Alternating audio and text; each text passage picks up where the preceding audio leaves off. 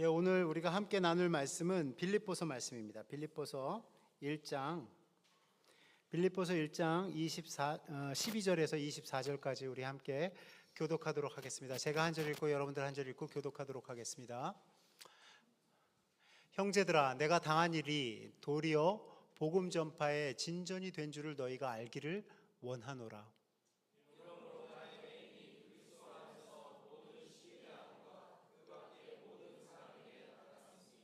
형제 중 다수가 나의 매임으로 말미암아 주 안에서 신뢰함으로 겁없이 하나님의 말씀을 더욱 담대히 전하게 되었느니라.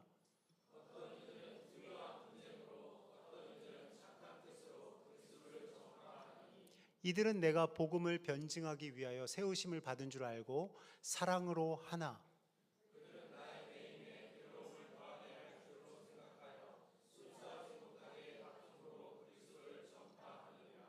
그러면 무엇이냐?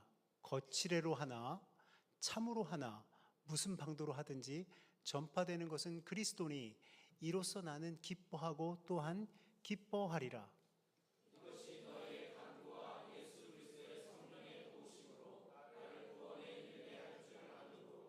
나의 간절한 기대와 소망을 따라 아무 일에든지 부끄러워하지 아니하고 지금도 전과 같이 온전히 담대하여 살든지 죽든지 내 몸에서 그리스도가 존귀하게 되게 하려 하나니.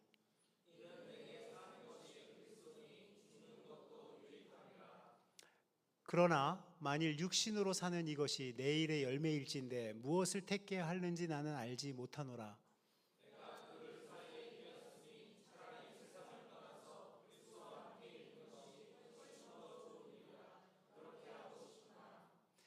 내가 육신으로 있는 것이 너희를 위하여 더 유익하니라. 아멘. 저의 한 가지 이제 마음에 좀 아쉬움이라고 하는 것은 바로 무엇이냐면, 우리가 이제 매일 새벽마다 매일 성경을 통해서 성경의 한 장 한 장 우리가 묵상하면서 지나가고 있는데, 벌써 빌립보서를 시작한 지가 얼마 안 됐는데 어제로 토요일, 오늘 아침으로 이제 어제, 그러니까 토요일 날 그 빌립보서가 끝났어요. 제가 마음속에 사실은 이 빌립보서를 여러분들과 많이 나누고 싶은 그러한 마음이 있었는데, 근데 이제 한 주가 지나가니까 빌립보서가 금방 지나가더라고요.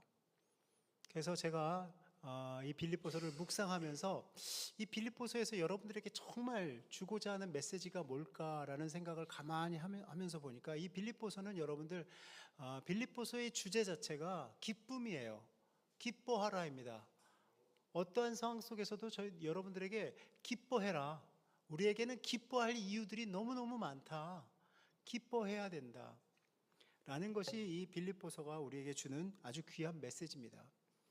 근데 그 중에서 제가 여러분들에게 꼭 이 말씀을 좀 전해야겠다라고 제가 선택한 것이 바로 1장 12절에서 24절 말씀, 이 환난 가운데서 바울이 기뻐하는 모습을 보면서 이거 우리 성도들하고 좀 나눠야겠다. 왜 우리가 기뻐해야 되는지, 그리고 기뻐하는 삶의 어떠한 상황 속에서도 기뻐하는 삶의 비밀이 무엇인가를 여러분들과 좀 나눠야겠다라는 생각을 하게 됐습니다. 여러분들도 잘 아시다시피 이 복음에는 굉장한 능력이 있습니다. 지난 2000년간 바울이 그 복음을 위해서 애써오고 수고했던 그 놀라운 그 역사를 그 후손들이, 그 후배들이, 아니 우리의 믿음의 선진들이 그것들을 잘 이어받아서 지금 그 복음의 역사가 현재 이 남세종 시민교회에도 지금 선포되어지는 거예요. 그러니까 이 복음의 능력이라는 것은 우리가 감히 상상할 수가 없는 그런 엄청난 능력입니다. 그렇기 때문에 사도 바울은 이 복음의 능력이 어마어마하다라는 것을 이미 그 시대에 간파했어요. 어떻게 간파했느냐?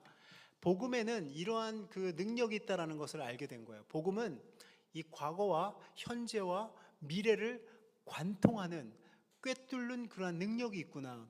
뭐냐? 하나님의 섭리와 주권 아래서, 하나님의 권세 아래서 이 모든 것들이 다 이루어지고 있는 것이구나 라는 것을 사도 바울은 깨달았습니다. 사실은 여러분들이 욥기서를 읽으면서 욥이 왜 내가 이런 고난을 당하는지 굉장히 의아해하고 왜 내가 이런 고난을 당해야 되는지 의문스러워하는 이 욥의 모습을 봤을 거예요. 그런데 이 후배 바울은 달라요. 바울은 자기에게 임한 이 알 수 없는 고난과 이 환난이 자기에게는 아무것도 아닌 이것은 결국은 합력해서 하나님이 선을 이루실 거야. 이것을 통해서 하나님이 일하실 거야 라는 그러한 믿음이 있어요. 그러한 확신이 있습니다. 이게 바로 복음의 능력이에요. 여러분들, 우리가 빌립보서를 꿰뚫기 전에, 빌립보서를 한번 쭉 읽기 전에 우리가 에스더서를 봤습니다. 에스더서에 보면 에스더는 굉장히 불리한 사람이에요. 에스더가 어떤 불리한 사람이 있느냐, 그러니까 포로된 민족으로서 자기의 신분을 감추고 왕비의 자리까지 올라간 여인입니다. 에스더, 대단한 여인이죠.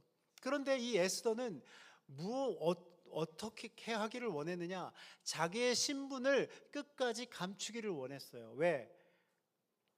그렇게 내세울 만한 그러한 민족이 아니었기 때문에, 포로된 민족이었기 때문에, 그 한 나라의 그 왕비가 된다는 것은 이 에스더가 도저히 꿈꿀 수 없는 것이기 때문에 자기의 신분을 감추기를 원했습니다. 그런데 자기 민족들이 다 죽게 생겼어요. 왕비가 됐는데, 왕비가 되자마자 자기의 민족들이 다 죽게 생겼어요. 유대인들이 다 죽게 생겼습니다. 그러니까 그 삼촌 모르드게가 뭐라고 그래요? 네가 왕비가 된 것이 이때를 위함이 아니겠느냐, 여기에 뭔가 하나님의 섭리와 경륜이 있지 않겠느냐, 하나님의 간섭하심이 있지 않겠느냐, 이렇게 얘기하는데 에스더가 그 말을 받아들였어요. 어떻게 받아들였어요? 알겠습니다. 내가 죽으면 죽으리이다. 왕께 사전 고지한, 왕이 부르지 않았는데 나가면 죽는 거예요, 잘못하면. 그런데 이 에스더가 어떻게 해요? 내가 죽으면 죽으리이다 하고 나아갑니다. 그래서 이 상황을, 자기 유대 민족들이 다 죽게 된 이 상황을 역전시켜 버립니다. 그 에스더서를 읽고 또 욥기를 읽고 사도 바울이 뭘 깨달으냐, 하나님의 섭리하에서는 모든 것이 합력해서 선을 이루는구나. 모든 것이 주님의 주권 아래에 있으면 이렇게 하나님이 역사하시는구나, 이걸 알았어요. 그래서 지금 그 섭리와 하나님의 경륜을 믿으니까 내가 지금 처한 상황도 하나님이 다 합력해서 선을 이루실 것이라는 그러한 믿음이 있었습니다. 그래서 감옥에서 쓰는 편지예요. 그래서 이걸 옥중서신이라고 합니다. 근데 감옥에서 쓰는 편지인데 이 편지의 내용은 기쁨으로 가득 차 있어요. 참 말도 안 되는 이야기지만 사실은 이 빌립보서는 기쁨의 서신서입니다.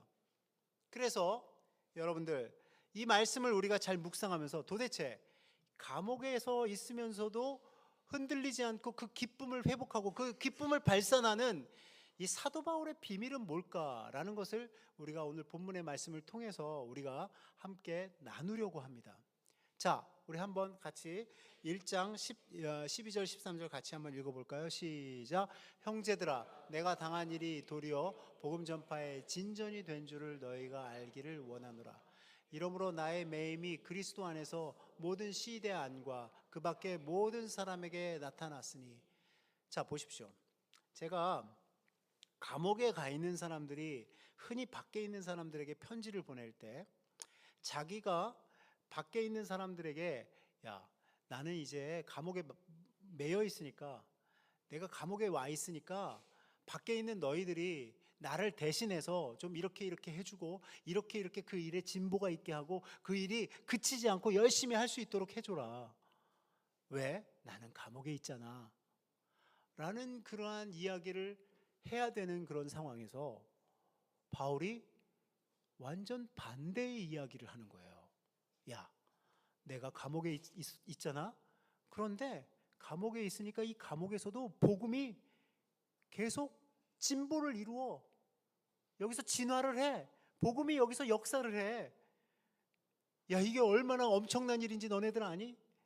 나는 감옥에 있으면서도 이 복음이 역사하는 것을 여기서 체험하고 있어. 그래서 내가 당한 일이 도리어 복음 전파의 진전이 된 줄을 너희가 알기를 원하노라. 이 얘기는 뭐냐면요, 내가 당한 일, 이 당한 일은 뭐냐, 예수님을 증거하고 예수님을 전파하다가 감옥에 갇힌 일, 그걸 이야기하는 거예요. 그런데 내가 감옥에 갇혔잖아. 그런데 도리어 복음은 이 안에서도 역사한다. 어떻게 해요? 나의 매임이 그리스도 안에서 모든 시대 안과 그 밖의 모든 사람에게 나타났으니. 그래요. 자, 여러분들 이 말씀이 뭔지 아세요? 뭐냐면 내가 어디에 지금 매여 있느냐, 내가 어디에 갇혀 있느냐, 나는 지금 황제의 경호, 시위대는 바로 황제를 경호하는 사람들이 시위대예요. 그러면 그 시위대의 감옥에 갇혀 있는 거예요. 그러면 그 경호원들이, 황제의 경호를 맡은 이 경호원들이 지금 누구를 가두고 있냐면, 누구를 지금 감옥에서 지키고 있는 것이냐면 바울을 지금 지키고 있는 거예요. 그런데 바울이 이 감옥에 온 것은 죄를, 엄청난 흉악한 죄를 져서, 아니 엄청난 정치적인 죄를 져서, 아니 엄청난 반역죄를 져서 이 감옥에 온 것이 아닙니다. 그러면 경비원들이 궁금증이 있잖아요. 경비원들이, 경호원들이 이렇게 얘기했을 것 같아요. 제 생각에는, 쟤 왜 들어왔대 감옥에? 몰라, 뭐 예수님인가 뭔가 하는 사람을 증거하다가 감옥에 들어왔대. 그래, 예수님이 누군데? 뭐 예수님을 증거하다가 감옥에 다 들어와? 그 사람이 누군데? 뭐 하는 사람인데? 나도 몰라, 네가 직접 가서 물어봐. 그래서 경호원들이 뭐예요? 호기심을 갖게 됐어요. 그 시위대 안에 있는 경호원들이, 여러분들 그 문헌에 보니까 그 시위대 안에 있는 경호원들은 6시간마다 교대합니다. 6시간마다 6시간마다 24시간 교대해요. 그러면 몇 명이 교대해요 하루에? 계산들이 안 나와요?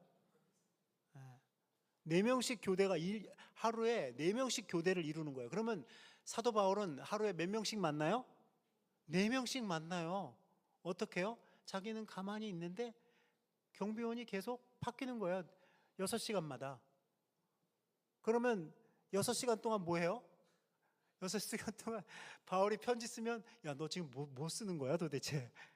이 사람이 편지도 쓰네? 학문을 아는 사람이네? 아니, 이런 사람이 왜 여기에 들어와 있어? 이러면서 질문을 오가고 하다가 거기에서 바울이 증거하는 예수님을 듣게 된 거예요. 그리고 그 복음이 누구에게로 들어갔어요? 그 시위대 안에 있는 경호원들, 시위대 안에 있는 이 병사들에게 들어가기 시작한 거예요. 복음이. 안 믿겨지죠? 지금 얼굴 표정이 지금 그럴 리가 있나 막 이러잖아요 지금. 근데 제가 그거를 어저께 토요일날 그 토요 가족기도회에 우리 김은진 전도사님이 설교하는데, 마지막 절을 설교하는데 내가 찾아냈어요. 놀라운 걸 찾아냈어요. 제가 뭐냐면요, 그 경호원들 안에서 예수 믿는 사람들이 생겼어요. 같이 한번 읽어볼까요? 시작. 그리스도 예수 안에 있는 성도에게 각각 문안하라. 나와 함께 있는 형제들이 너희에게 문안하고 모든 성도들이 너희에게 문안하되 특히 가이사의 집 사람들 중 몇이니라. 여러분들 잘 보세요. 이게 여러분들 어저께 김은진 전도사가 이제 빌립보서를 끝내면서 마지막 구절까지 이제 한 거예요. 근데 제가 어저께 가만히 그 말씀을 묵상해 보니까 여기에 뭐라고 나와 있어요? 가이사의 집 사람들. 가이사의 집 사람들이라는 것은 로마 황제, 가이사는 시저라는 말이에요. 시저의 집 사람들 누구예요? 지금 사도 바울이 만나고 있는 그 시위대 안에 있는 경호원들이에요. 그 경호원들 중을 그들을 문안하래요. 왜요? 지금 믿는 사람들끼리 서로 문안하라는 이야기인데, 시위대 안에 있는 그 가이사의 집 사람들에게도 문안하되 그중 몇이니라. 그 중에 몇 사람이 복음을, 사도 바울이 전한 그 복음을 받아들인 거예요. 믿으십니까?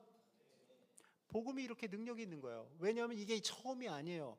바울은 이렇게 자기를 감시하는 그 간수를 전도한 것이 이번이 처음이 아니에요. 왜요? 바울이 여러 번 감옥에 갔거든요. 감옥에 갈 때마다 그 군사들, 그 병사들, 간수들, 이 사람들에게 복음을 전했습니다. 그랬기 때문에 지금도 똑같이 그 안에서 그 복음의 역사가 일어나는 거예요. 그 중에 몇몇 사람들이 예수님을 믿었다라는 것입니다. 그렇다면 지금 이 복음이 말이에요, 감옥에 갇혀있는 이 바울에게서만 역사하는 것이 아니에요. 안팎으로 역사합니다. 밖에서는 어떤 일들이 벌어지느냐? 자, 우리 같이 한번 읽어볼까요? 밖에서 벌어지는 일입니다. 시작. 형제 중 다수가 나의 매임으로 말미암아 주 안에서 신뢰함으로 겁없이 하나님의 말씀을 더욱 담대히 전하게 되었느니라. 어떤 이들은 투기와 분쟁으로, 어떤 이들은 착한 뜻으로 그리스도를 전파하나니. 예, 여러분들 잘 보세요. 이 말씀을 가만히 보면 두 종류의 사람이 나와요. 어떤 사람은 투기와 분쟁으로, 어떤 사람은 착한 뜻으로 그리스도를 전파하니.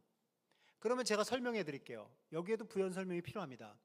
형제 중 다수가 나의 매임으로 말미암아, 내가 감옥에 갇힘으로 말미암아 주 안에서 신뢰함으로 겁없이 하나님의 말씀을 더욱 담대히 전하게 되었다. 이 사람은 누구예요? 이 사람들은 착한 뜻으로 하나님의 말씀을 증거하는 사람들이에요. 그런데 어떤 이들은 투기와 분쟁으로 하는 사람들이 있대요. 이 사람들이 누군지 아십니까? 이 사람들이 누구냐면 사도 바울이 열심히 교회를 세우고 성도들을 양육하고, 그리고 열심히 교회를 위해서 애쓰고 복음 전파를 위해서 애쓰고 수고할 때 옆에서 팔짱 끼고 바라보던 사람이에요. 옆에서 팔짱 끼고 어떻게 바라봤어요? 그래, 얼마나 열심히 한번 하나 보자. 그래, 얼마나 교회를 잘 세우나 보자. 팔짱 끼고, 그래, 뭐 양육한다고 그러는데 얼마나 제자들을 많이 양육하나 보자. 그래, 기도의 삶을 열심히 한다고? 그래, 열심히 기도 얼마나 하나 보자. 팔짱 끼고 옆에서 바라보던 사람들이에요. 누구를 시기했어요? 사도 바울을 시기했어요. 왜요? 사도 바울의 복음의 역사가 사도 바울을 통해서 일어나니까. 복음의 역사가 사도 바울을 통해서 일어나니까 그것을 시기했다고요. 누가요? 같은 교회에 있는 리더십들이요. 시기했어요. 팔짱 끼고 옆에서 지켜봤습니다. 그런데 바울이 감옥에 갇히니까 이 사람들이 어떤 생각이에요? 우리의 때가 왔어. 드디어 내 때가 왔어. 그리고선 이제 바울이 갇힌 후에야 드디어 열심히 복음 말씀을 가르치고 복음 전파를 하기 위해서 열심히 일하는 거예요. 여러분들, 제가 7월 7일 날 교회를 좀 비워요. 교회를 7월 7일부터 이제 몇 주간 이 콜 2025를 비우는데, 그때 누가 열심히 하나 한번 지켜보세요. 백 목사님 안 계시는데 기회는 이때야. 농담이고요. 하여튼 그때 열심히 해주시길 바랍니다. 중요한 건 뭐냐면 이런 거예요. 이제 없으니까 내가 좀 나서야겠는데, 좀 내 실력 좀 발휘해야겠는데, 이제 내가 좀 뭔가 좀 보여줘야겠는데 라고 나타난 사람들이 투기와 분쟁으로 그리스도를 전파하는 거예요. 그러니까 두 종류의 사람이 뭘 하는 거예요? 어쨌든 간에 예수 그리스도를 전파하는 거예요. 그러니까 여러분들 보세요. 이게 참 놀라운 건데 뭐냐면요, 저러한 상황을 보면서 바울이 불편해야 되는데, 왜? 저 사람들은 지금 바울이 갇힌 것을 고소해요. 그거 참 잘 됐다 그렇게 생각하는데, 바울은 어떻게 생각하느냐? 투기로 하든 나를 시기하고 분쟁을 해서 그렇게 해서 예수님을 전하든, 아니면 착한 마음을 가지고 바울 선생님이 갇혔으니까 이제 내가 바울 선생님 대신에 복음을 증거해야겠다라는 마음을 가지고 하든, 결국은 누가 나타나느냐? 결국은 예수 그리스도가 나타나니까 나는 괜찮다, 난 너무 기쁘다, 나는 기쁘다 라고 고백하는 거예요. 그게 이거예요. 자, 같이 한번 읽어볼까요? 시작. 그러면 무엇이냐? 거칠애로 하나 참으로 하나 무슨 방도로 하든지 전파되는 것은 그리스도니 이로써 나는 기뻐하고 또한 기뻐하리라. 예, 이게 지금 사도 바울의 마음이에요. 저는요, 제가 처음 신학교 갔을 때, 전도사 생활을 할 때 한 교회가 있었어요. 대전에 굉장히 좀 그래도 건물도 있고 굉장히 큰 교회가 있었는데, 얘기를 들어보니까 그 교회가 반으로 갈라졌어요. 목사님이 좀 막 목사님 편, 목사님과 반대하는 편 이렇게 막 교회 안에서 갈라져 가지고 두 패로 갈라져 가지고 교회가 깨졌습니다. 반으로 갈라졌어요. 그 너무 안타까웠어요. 아유, 저 교회가 이 사탄에 놀아나는구나. 아니 저렇게 아름다운 교회가 왜 둘로 갈라지나. 너무 안타까웠어요. 그런데 이 둘로 갈라진 교회에 한 교회에 제 고모부가 담임 목사로 오게 됐어요. 제 고모부가. 그리고 또 한 교회는 누가 왔냐면, 또 한 교회의 담임 목사님으로 누가 왔냐면 장경동 목사님이었어요. 그래가지고 저 가양동에서 말해요, 갈라진 두 교회가, 하나는 삼성교회, 하나는 뭐 동대전 침례교회 해가지고 두 개로 갈라졌어요. 그래가지고 저 가양동에서 두 교회가 갈라진 채로 성장하기 시작했어요. 근데 원래 어떤 교회? 한 교회였잖아요. 그래가지고 같이 막 체육대회도 했어요. 피 터지게 했어요, 진짜. 앉으려고. 서로 갈라졌는데, 원래부터 한 교인이었는데 체육대회 하니까 아주 막 피 터지게 싸우는 거예요, 막. 그래가지고 체육대회도 같이 했어요. 그런데요, 시간이 지나니까 이 두 교회가 같이 부흥하더라고요. 같이 부흥하더니 한 교회는 둔산중앙침례교회라고 해서 둔산동으로 가고, 둔산동.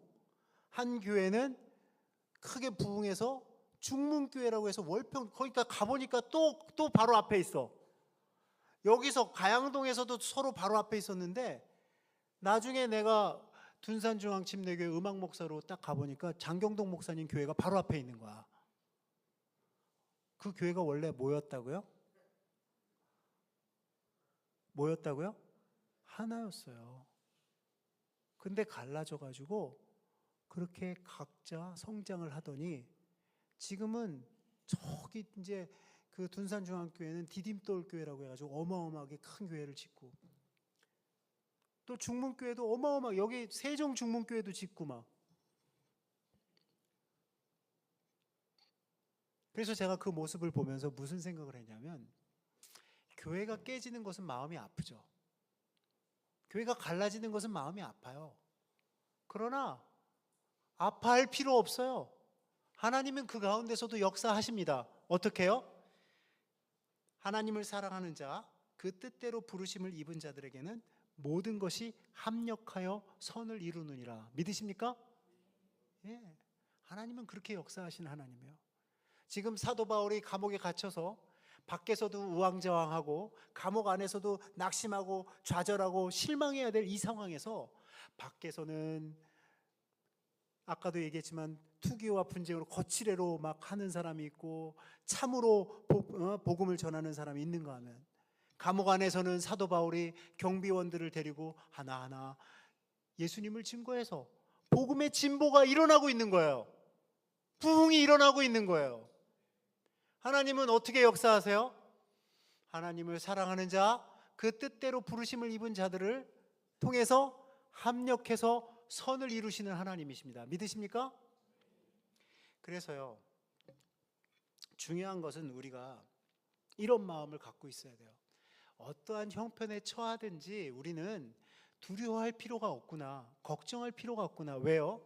하나님의 섭리와 하나님의 경륜 가운데 있기 때문에 그래요. 우리가 낙심하지 말아야 되는 것은, 우리가 하나님을 믿고 의지하고 기도해야 되는 것은, 나의 지금 이 어려운 상황을 가지고도 하나님이 분명히 일하실 수 있다는 것입니다. 아멘. 어려운 형편을 가지고도 하나님이 분명히 일할 수 있다는 거예요. 그래서 사도 바울은 이렇게 고백합니다. 같이 읽어볼까요? 시작.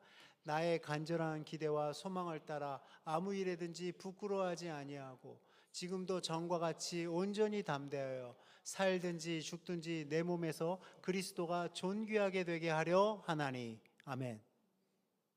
여러분들 잘 보세요. 우리는 사실 무언가를 할 때, 무언가를 시도하지 못하는 가장 큰 이유가 두려움 때문에 그래요. 두려움. 이것을 이겨내야 돼요. 극복해야 돼요. 이 두려움을, 두려움, 그것쯤이야 내가 이겨낼 수 있어 라는 그러한 마음을 가져야 돼요. 어떻게 해요? 이렇게요. 우리 두려움의 원천은 어디에 있느냐? 우리 두려움의 원천은 죽음을 두려워하는 거예요. 여성들은 혼자 어두운 곳에 있는 걸 두려워해요. 그렇죠?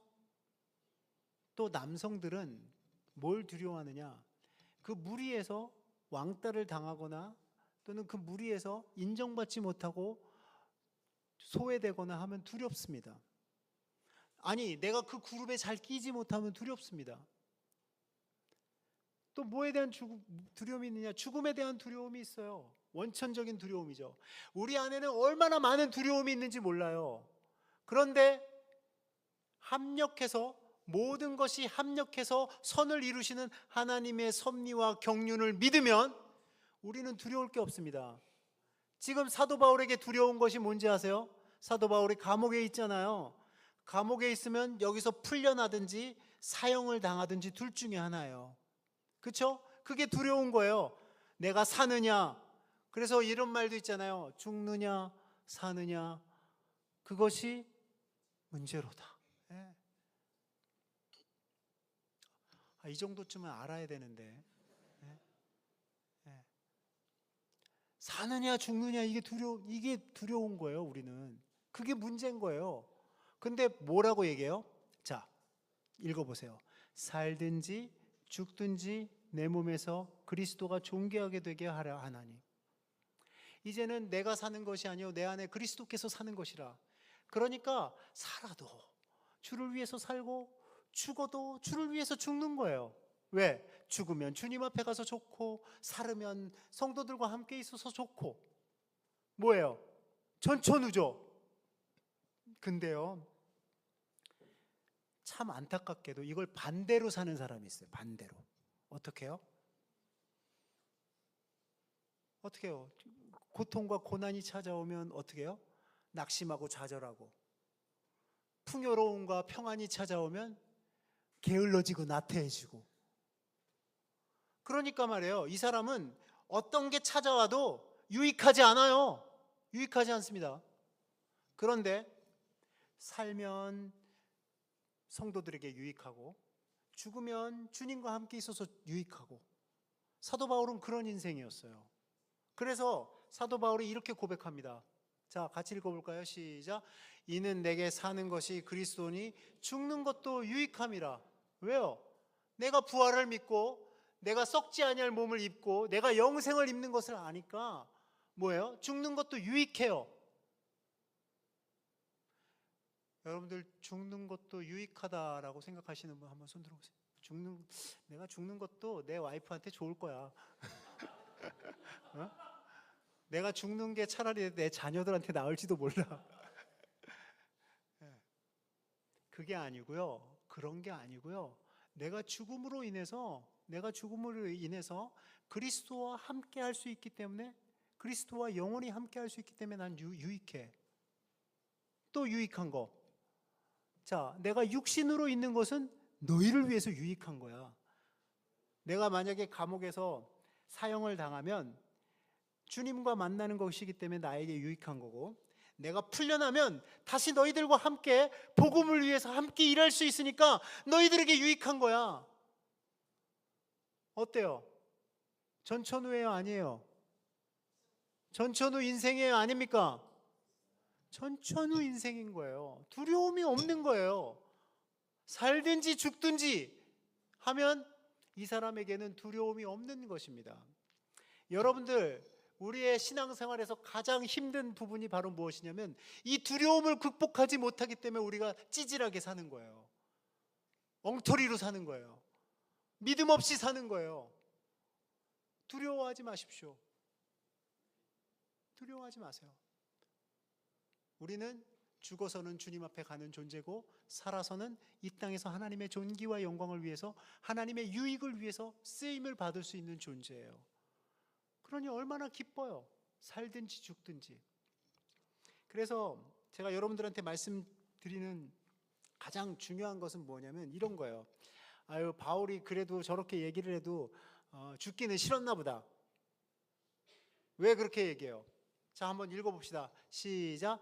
그러나 만일 육신으로 사는 이것이 내일의 열매일진데 무엇을 택해야 하는지 나는 알지 못하노라. 내가 그 둘 사이에 끼어 있으니 차라리 세상을 떠나서 그리스도와 함께 있는 것이 훨씬 더 좋은 일이라. 그렇게 하고 싶으나 내가 육신으로 있는 것이 너희를 위하여 더 유익하리라.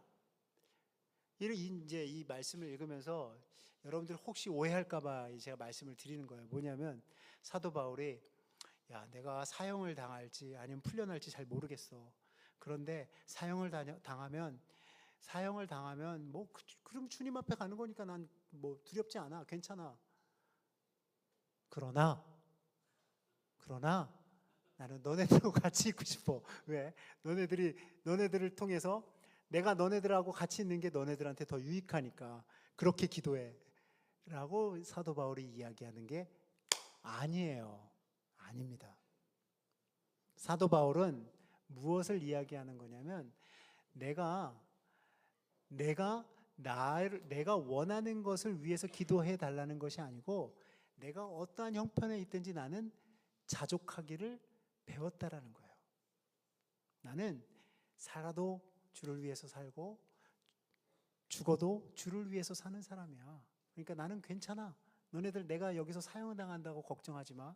내가 풀려난다고? 풀려나면 너네들한테 유익한 것이지. 걱정하지 마. 빌립보 교회 교인들을 안심시키는 거예요. 안심. 그러니까 사도 바울이 얼마나 대단한 사람입니까?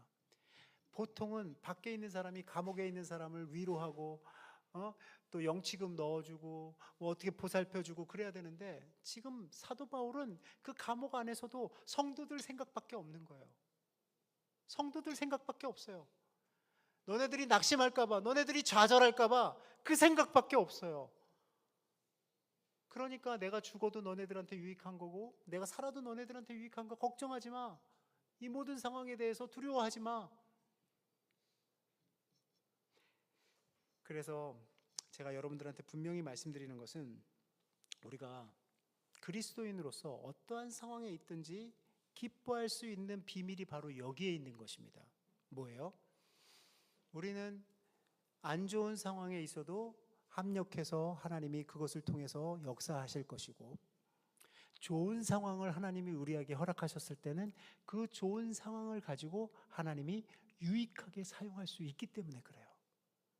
안 좋은 상황도 하나님이 유익하게 사용하시고 좋은 상황도 하나님이 유익하게 사용하세요. 그러니까 얼마나 전천후입니까? 우리 믿는 사람들은 전천후예요. 그래서 환난과 어려움이 찾아오면 또 하나님이 또 이것을 통해서 뭔가 엄청난 귀한 일을 또 이루시려나 보다.